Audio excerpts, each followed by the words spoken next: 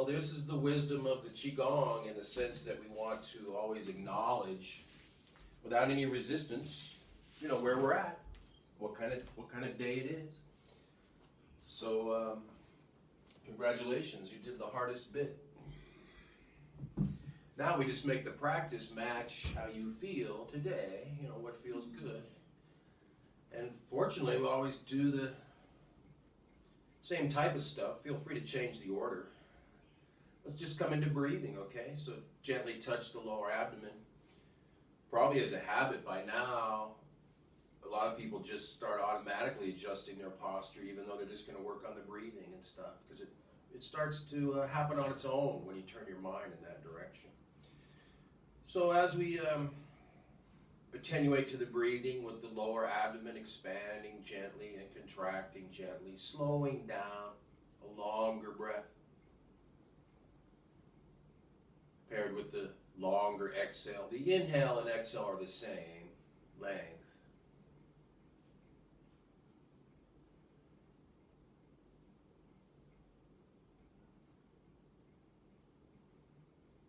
And then see if the weight's evenly distributed on your rear end, on the sitting bones. Bring your feet into parallel aspect. So we're not lingering long on the breath. It's just officially starting with a few deep breaths to point your mind in the right direction. Slowly start to take control of what's controllable, right? We don't want to try and take control of things that we can't control. That makes for a lot of frustration. And we see it all over town, people trying to do that, right? And you know, that's the virtue of getting older, is you realize at some point in time that is not going to work. So parallel with the feet, knees right over the feet, somewhere between the width of the hips and the shoulders. Just double check that you're not favoring one side or the other. Now we're going to tuck our tailbone with the feeling of the tailbone lengthening downwards. Almost like a string with a plumb bob on it. It's lengthening downwards.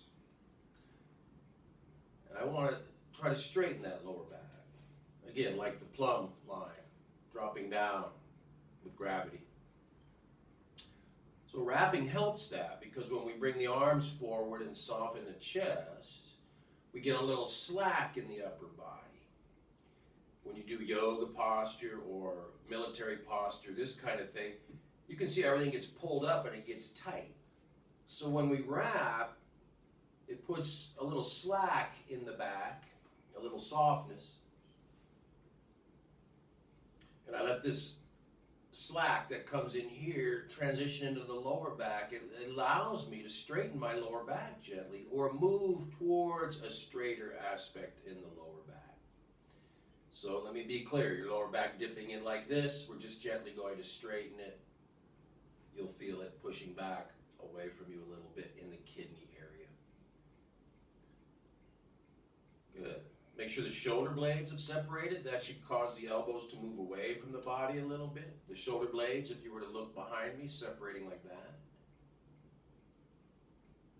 And try to do it not with a muscular intention. Try to let the shoulder blades relax and separate.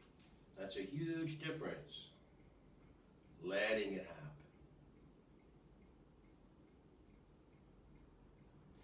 Then feel gravity start to invite your chin downward. The head will rotate this way, and you feel a little decompression at the base of the skull and a lengthening in the vertebrae of the neck. Most of us have our head in a slightly forward position, so just put your index finger on the chin and move your head back, keeping the chin down. If you don't want to touch your face, don't touch your face with the virus protocol, but in other words, keep that chin down as the head's moving back. So that adds to a rising feeling in the neck. You want the head itself to feel like a balloon floating upward gently until the neck decompresses. If I lift the head, the neck will get tight. If I line it up and just let it elongate upward to heaven gently, the vertebrae will open. That's what I want.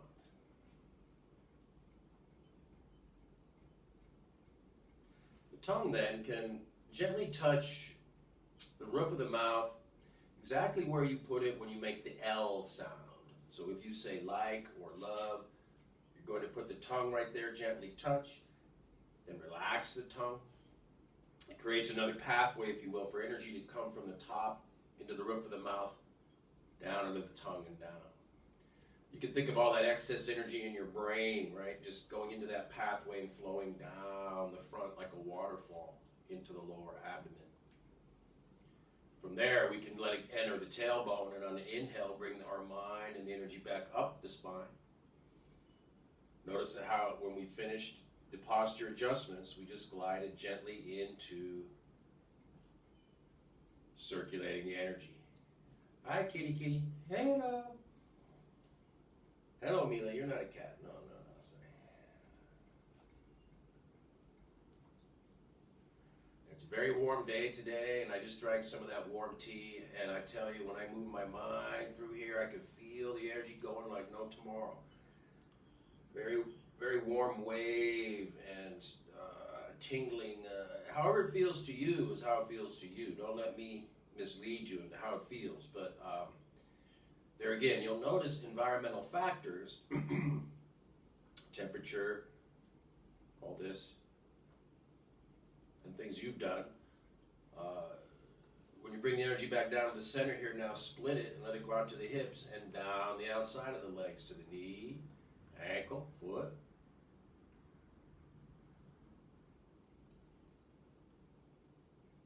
So when I look outside and see all the bushes blooming and all the flowers blooming and all this, yeah, you're part of that springtime energy. And generally, when, you know, it's loud and clear springtime, you can do your Qigong and feel, let's put it this way, it'll feel different than when you do it in the depths of winter. And it should, and it does. And just think of, you're the person that's going to notice that, right? You're the, you know, you're God's witness or whatever you want to call it. You know, you're the thing that's having this experience. Good. Up the spine again, back to the center.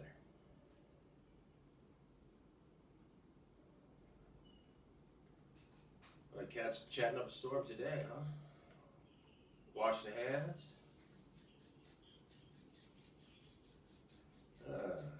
Yes. Mila has only had treats today. She wasn't in the mood to eat. A little too hot. We'll get her soon. Washing the hands, of course.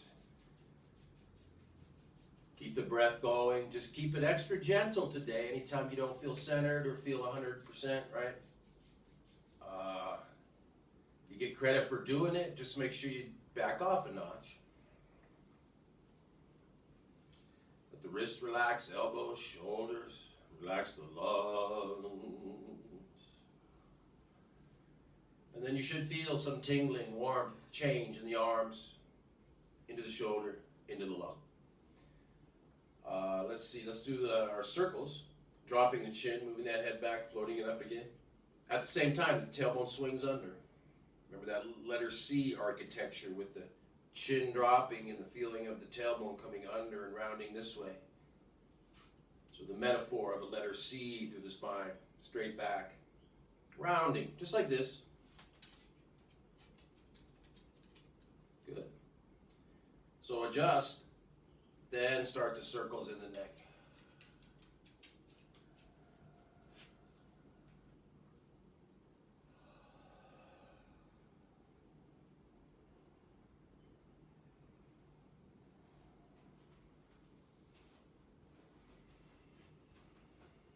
I'm going to back it off just a little. I'm just going a little too big. And strangely enough, when I go a little too big, it starts to make me want to go bigger, you know. I start to want to fight that tension. So you got to catch yourself when you're going too big and go back to Easyville and then relax into that.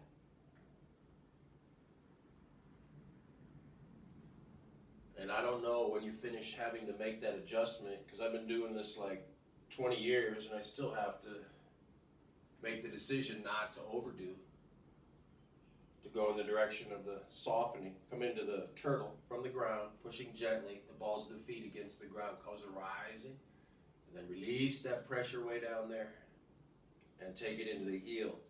A slight rising of the foot, so it's this way, level, a gentle pushing, causing the ripple to rise, releasing. Just as my hands are kind of doing visually here, that's the feeling in my foot.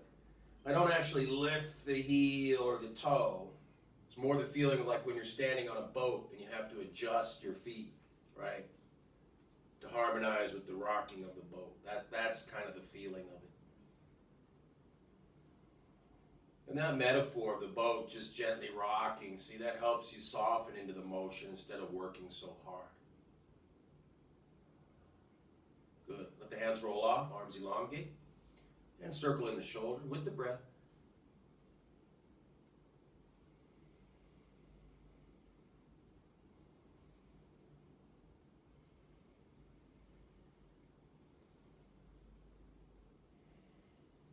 Reach away, keeping the elbows in front of the spine, like you're going to give a hug.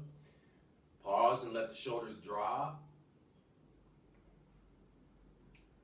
Rotate at the top of the shoulder. Add the shoulder blade as well. Rotating deep in the shoulder.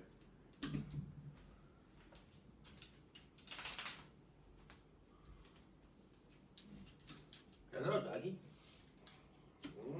Good doggy. Good, Naga. Good, the baby. Good, relax.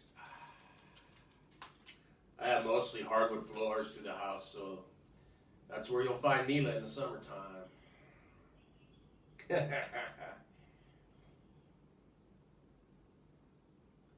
other one she does that I don't like is she'll go lie down next to the toilet. I guess that nice.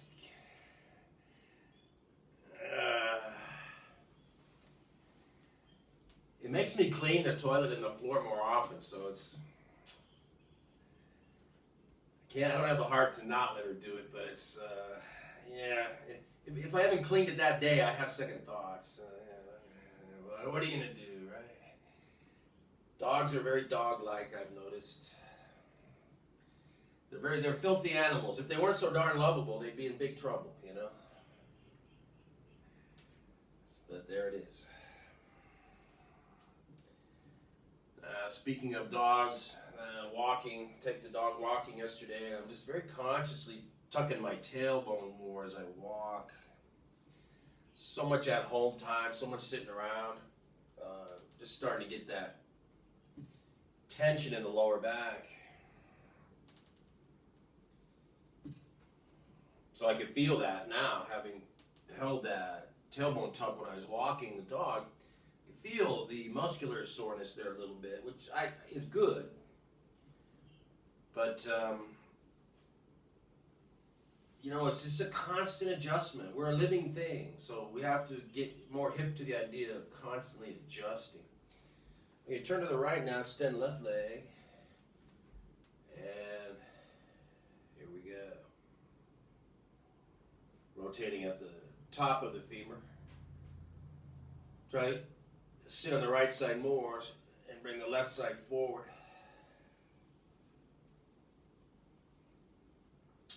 So where are you at in the saga of the stool? What's happening?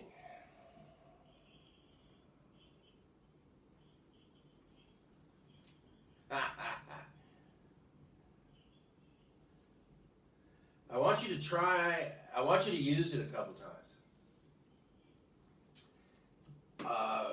Because when I switched to this stool that I'm using today, remember when we started under emergency orders from the governor, you know, internet, you know, classes. Remember I was using the piano bench, I think, the first time. Then I used something else.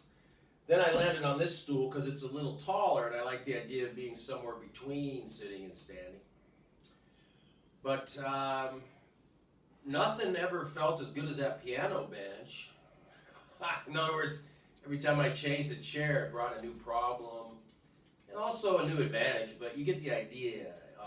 But here's what I want you to do is use the new stool that you bought until you think it's the best one. Because now, I think this is the best one. You follow me?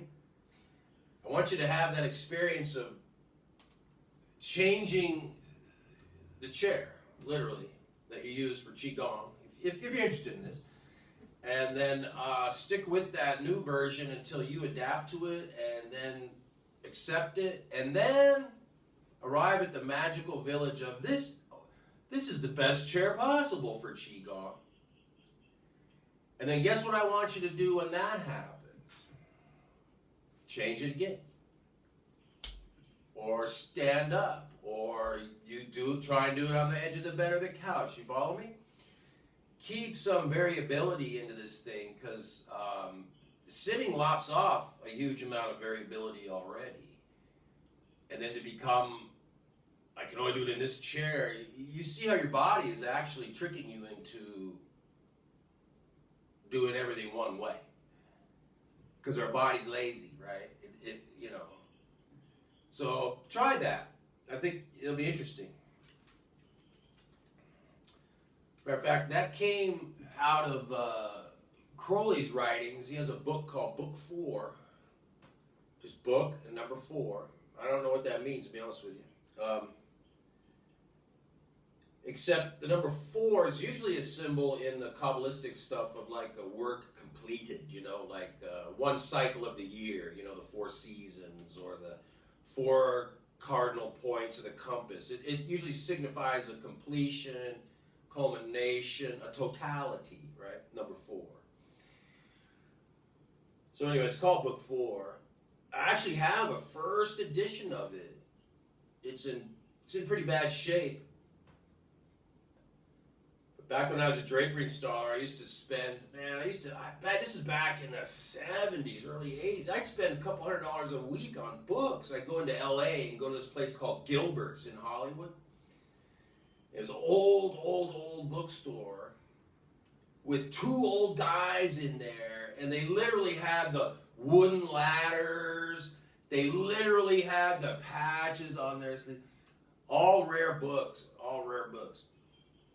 So anyway, I bought a few off of them. But in Book 4, Crowley says when you start your yoga practice meditations, when you start your meditation, sitting practice for meditation, you have to pick a posture. So, you know, some of them are famous, you know, the lotus posture with the legs crossed and the half lotus, you know. I just chose to sit in what's called the thunderbolt posture, which is basically this, you know, just dot, dot, dot, very Egyptian looking, you know, very straight and tall. And that looked the easiest to me, you know what I mean? So I said, I'm doing that one. Come with the left leg forward, flexing in the wrist and ankle. So I started doing this meditation, and what he said in the book is, don't worry about which posture you pick, because it's going to be like this. When you start out, you'll start thinking you're really smart, and you're meditating, and everything's wonderful. And look at me, and in very short order, he says, you're going to start hating that posture and being convinced that you picked the wrong one, and you're going to hate meditation, and you're going to do anything to avoid it. And he says you got to stick with it through that to get anywhere. So that is your assignment with the chair, and just watch yourself protest, watch yourself, wrist pain. Watch yourself resist, right? Watch yourself have longing for your old chair, you see. All the nonsense that people blame their actions on, right? All those, which really are just random emotions that you can actually predict that are going to show up when you change something as simple as the chair, you see. So we start to get to learn ourselves and how to, you know, work with ourselves once we start realizing who we're working with. You know, once I realize I'm working with an idiot, I'm gonna, use certain strategies and treat myself a certain way to get the job done, And if anybody out there thinks they're a genius, then I got news for you. You're the #1 idiot of all. Sorry, that's the way it goes, Welcome to the universe. So, but I'll tell you one thing, not a lot of idiots doing Qigong, you know what I mean? I guess, boy, I'm feeling better already. We haven't even done the whole Qigong. I'll fight all of you. Let's go. Okay, so here we go now. Coming into long and large intestine #1. Eagle. The eagle. Inhale. Exhale.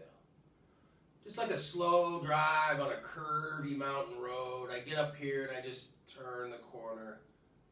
Enjoy the downhill. You tap the brakes a little here, relax, rotate, sneak behind. Just a nice, continuous, gentle, swimming, fluid, intentional motion.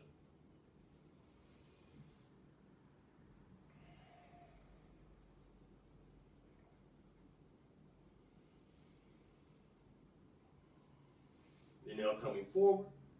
Exhale rolling back. Good. Looks like maybe do an extra one there. And we'll do it again. Let me get a sip of tea here. I got a little dust in my throat. Excuse me.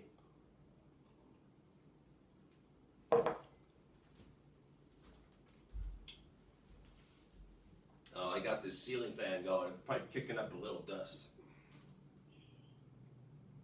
Dust in my house? Oh, who would believe it? Who would believe it?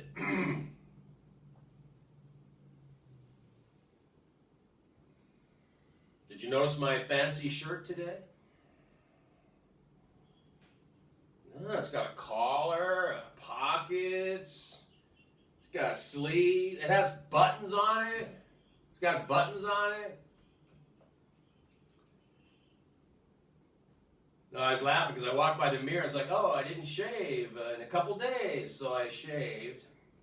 And then I shaved so nicely that I had to change my shirt, if you know what I mean, right? So, and this shirt happened to be in the living room, so I have a fancy shirt on today. Sneak behind.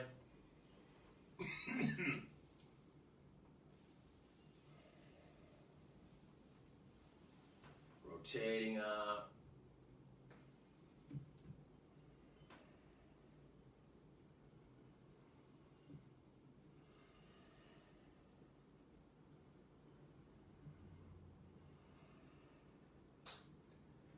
So I notice the same thing whenever I start.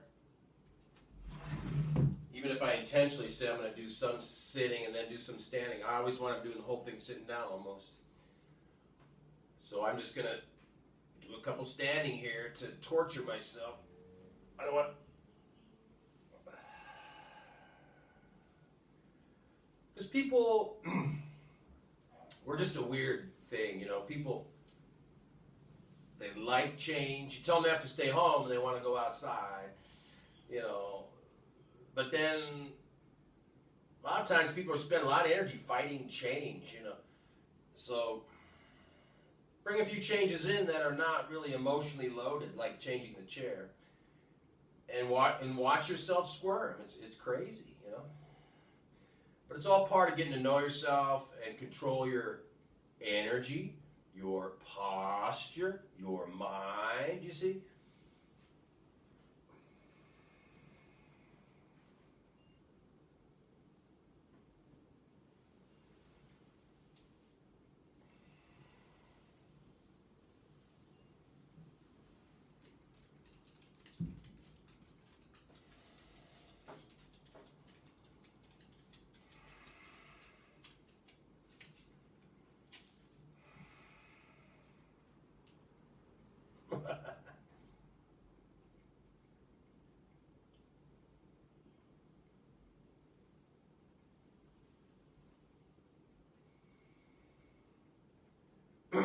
Every time I bring my hands way up there, I'm so proud of myself for not sticking my hand in the ceiling fan. So it's just wonderful. Good job. Gotta celebrate those little victories.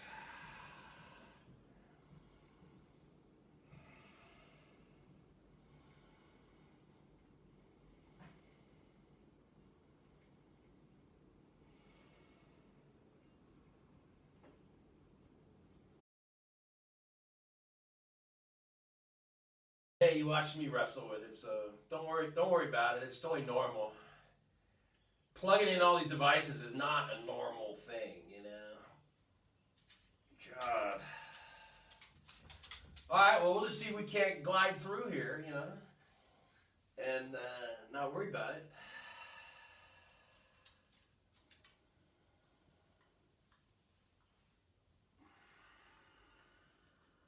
Good.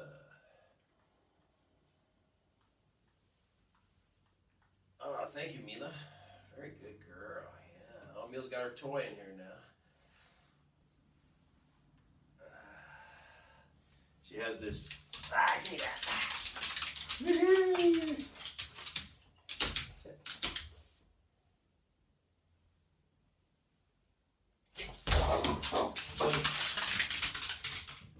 I like the sound of the toenails on the wood floor. It's like the old Hanna-Barbera cartoons where they make the bongo noise when they were running, you know.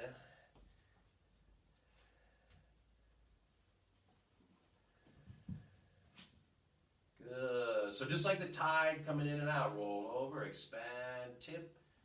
That's your inhale, exhale, coming back to the center. Good.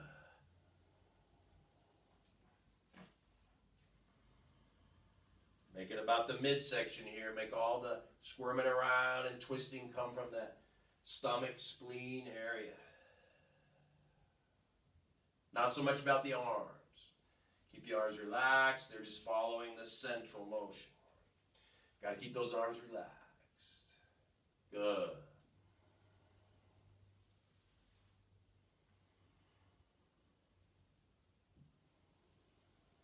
There you go. Nice. Let's go to gorilla, huh? That felt good. Open up a little bit. Let, feet can point out. Rounding. And when I move the elbows away from the body, I want to take care not to lean forward. So send the elbows forward, but stay tall in the spine. That'll cause stretching into the body. And then just roll that stretch from the lower echelon up through the neck, out the head here, and then back down, relaxing all the tendons, fascia, all the materials back down to the intestine area, squeezing in at the quad, pulling through the intestine, up the spine. Feel all those tissues as best you can. Engage and now release. Remember that rolling pin pressure, almost like you're grabbing a rolling pin here, and feel the push against the ground. Feel the knees engage, thighs, all the material in between. Lengthening the whole spine, opening, relaxing this downward flow. Yeah, good.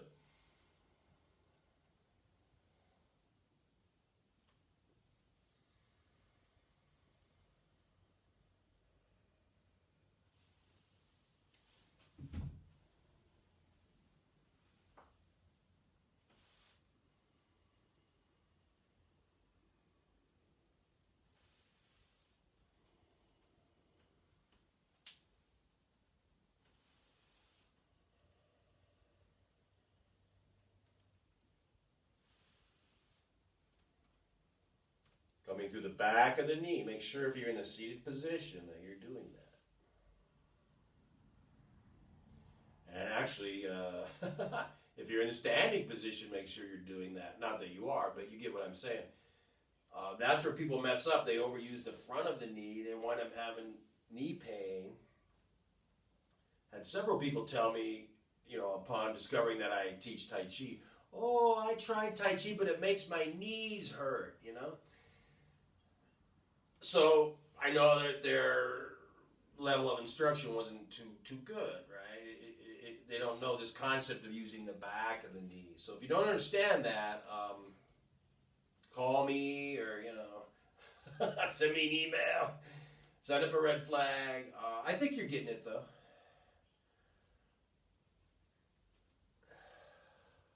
Good. Want to transition? Let's go to starfish, right? Up, inhale. Open, pressuring down. Down. Yeah. Up the elevator shaft, opening, pushing down. Make sure, no. No lateral motion. This is starfish, see? You're the culprit that led me down the false path last time. See, you're doing dancing starfish now. You bastard. You've been outed. You've been discovered. Your evil deeds will not go unpunished. I like to make it like one of those cornball kung fu movies like once in a while, I'll have to get to where the soundtrack isn't matching my mouth, though, Yeah. You're in big trouble. Don't you know what I say? There you go, yeah. Oh, guess what I saw? I gotta tell you. The movie, Once Upon a Time in Hollywood, right? And remember they had a couple of shots where they showed just Brad Pitt's feet walking, like before he punched that guy. And he had the moccasins on, right? Remember that? And I was looking for slippers, and I went to the Minnetonka, that old company in Ohio or somewhere where they've always made... They remade those, and you can buy them because of that movie, the two-button moccasin Indian thing. Oh, I was like, I laugh, man, because they're on top of that. But those are actually, what the brand, again, that bit of nostalgia that was in the movie. So they re-released that style, in other words. I said, all right, that's cool. I don't know where that came from, but I have no idea. Do you? What were we talking about? Who knows?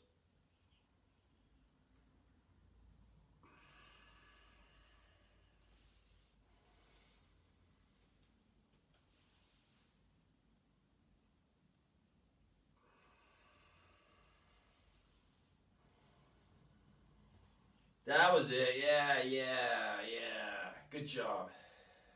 Corny. Nostalgia. Now we go visit your buddy Dancing Starfish, alright? So we're here. Now this is just going to be you shifting to one side, turning the other way. And then back.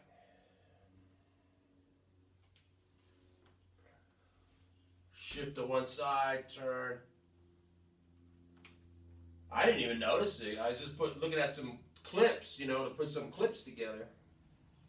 And I watched our lesson, and it was like, oops, we were right by that one. But you know what? That was the day we went deeper into the God's plane in the clouds. So we actually, that was a very busy session. So you get too busy, things drop off. You just forget they even exist, right? Yeah. Good.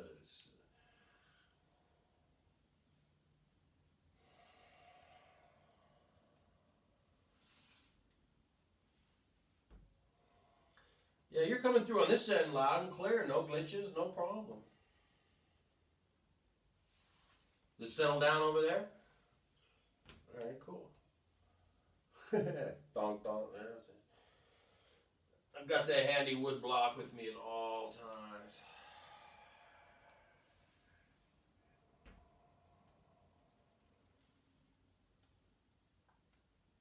Oh, the pain. Oh.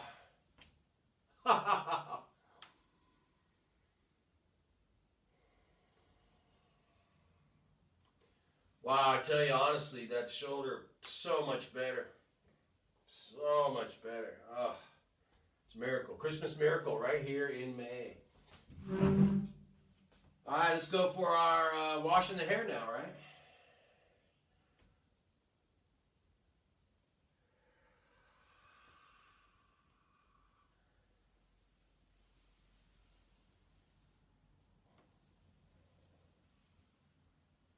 Inhale, exhale all the way down.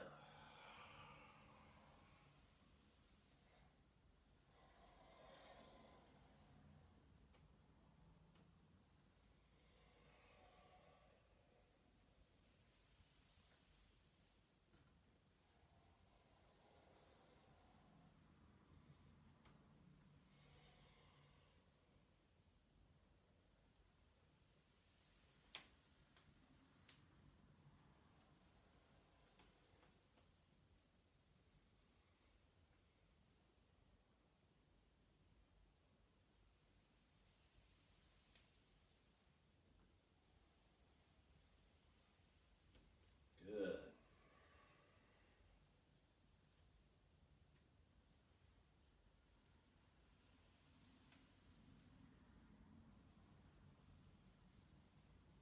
All right.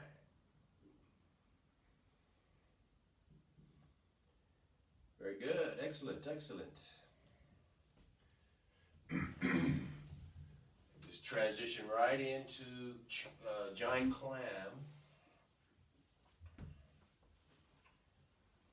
Start compressed, comfortable, so that when you open, it's no strain, no problem, and adjust from there. Keep it as much about the lower body as the upper body, so you're opening from the quad, feeling it radiate down the thigh, but also up the torso, and again, a liquid, tidal, expanding, contracting.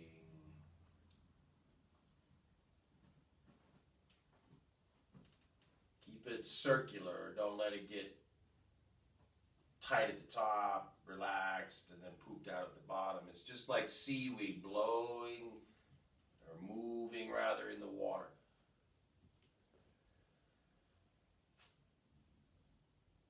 A lot of motion, a lot of change, but not a lot of tension.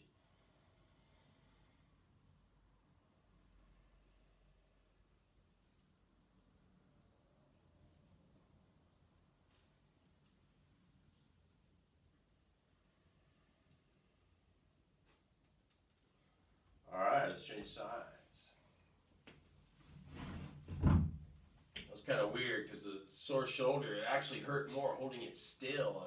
I expect on this side, when it's moving, it's going to feel pretty good. So I don't know, man. That's interesting because still it was a little tense.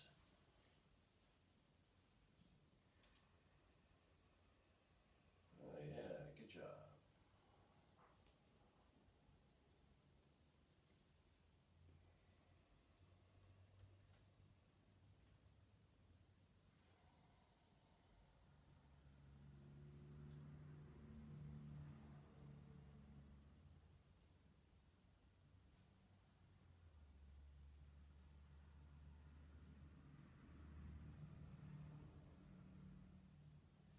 So since we just kind of made it our job to glide through these, I'm just keeping the commentary low and just letting it be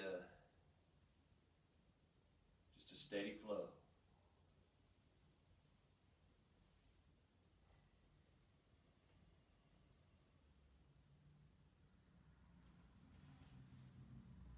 Good.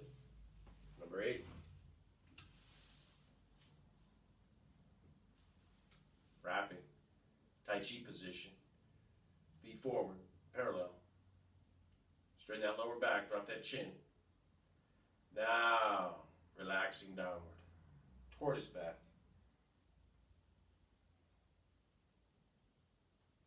Oh, that's good. Inhale as you descend and relax downward.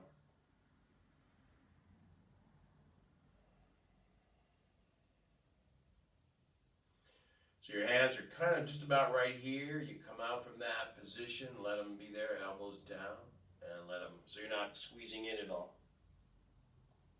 have a tendency to round in here and make this area tight. So just keep those hands separate. Almost like doing a push-up, kind of where you put your hands, right? You know, right about there. But we go back of the hand, keeping it nice and round. Good. Feel the energy spot in the palm of the hand. Feel that energizing as you move out. And sending energy into the body as you come back.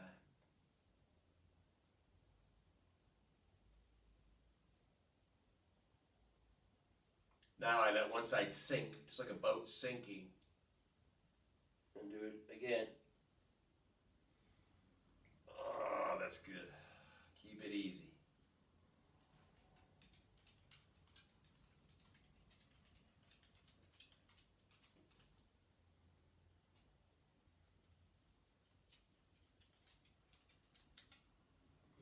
Hello there, bugger.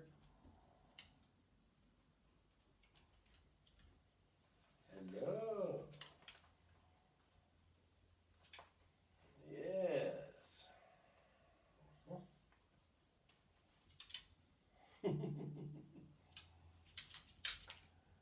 Oh man, that was nice. Now, get comfy and let's revisit our dissolving again, because it should be such that anything is stirred up or, you know, aggravated or, you know, any tight spot you found, just see if you can go back into dissolving now a few times. Should respond easily. Easier, right? It's an improvement. Yeah. That's all we're looking for, a little improvement, and noticing how we can improve our improving, right? It's a subtle thing, but you can easily feel your mind go through the body easier. You find the tight bits easier. You can let go of them. No big deal. So in a sense, it's kind of like if you were to clean the bathroom after each use, you'd never really have to clean the bathroom, would you? You know, that's what janitors do. They go in there every day and clean it. And then you have the impression that it's clean. So if we can kind of be like this more, you know, do the heavy cleaning, but then wipe it down once in a while during the day, it's easier to clean, stays cleaner, you know, stays the way you want it. And remember, it doesn't have to be the big arm swoop. You don't have to stop when you're, I don't know, I was going to say visiting with friends, but that's so tough these days, you know. Yeah. But even if you're on Zoom, you don't have to stop and go like this in the middle of your conversation, right? You can just relax the mind down without any external motion at all. Yeah. You can really feel it now, having done the basic 8 and dissolved quite a bit. The mind moves through there like a little boat, right? You can feel it traveling through. And so where the seas are, you know, turbulent, you calm them. Where they're stagnant waters, you circulate them. It's your mind. You're minding your business. When you start to mind other people's business, we get tight and tense and fights break out. And we turn our mind inside and mind our own business, clean up our own house. Pretty soon the house is pretty nice. They'll still be fighting outside. You can go out anytime you want, you know, join the ruckus. But I think the more people do the Qigong, the more they're happy to work on their own inner potentials. And that's, as we said on first day, first lesson, those are things you can control. The posture, the breathing, the focus of your mind. Work there, get the rewards. Why fight nature or City Hall? You know, it's too much. All right, let's finish final sinking. Goes through like, boom, knife through butter, right? Now, gather the white light from far. Bring it through.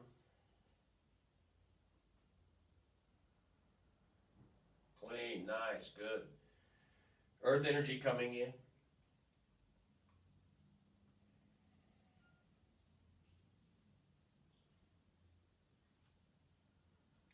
And then go to the center and join those energies. Expand the product of that union through the body.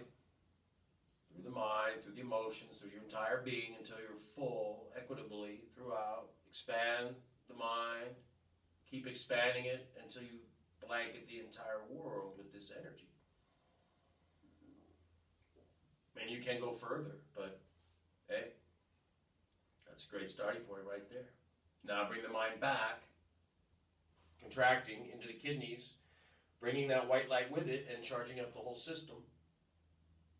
And charging up the battery, if you will, of the kidneys. So we leave a lot of energy stored there that you can draw on. Smooth out the light around you. Close, join,